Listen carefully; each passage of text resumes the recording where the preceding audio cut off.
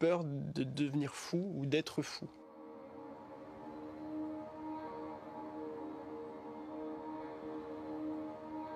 Nous avons dessiné ce portrait de Frida Kahlo, l'artiste peintre mexicaine.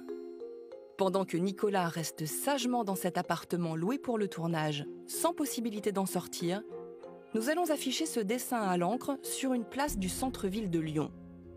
Sans lui donner aucun indice, nous demandons à Nicolas de se projeter mentalement pour voir ce qui pourrait capter son attention sur cette place. Il y a une affiche, enfin je vois une affiche qui est collée, quelque chose, peut-être une peinture. Nous n'avons pas quitté Nicolas pendant le tournage.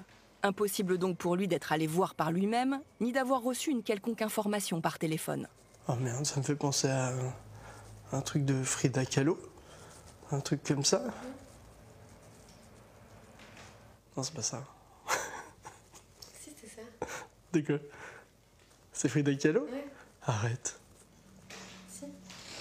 Non, tu déconnes. C'est ça. Nicolas a trouvé. Son cerveau crée ensuite des associations d'idées qui le conduisent à donner des éléments faux. Mais bon, il a trouvé. Il y a du rouge, c'est vachement coloré. Je sais pas, il y a peut-être des espèces de fioritures autour. Je suis pas sûr, peut-être que j'extrapole.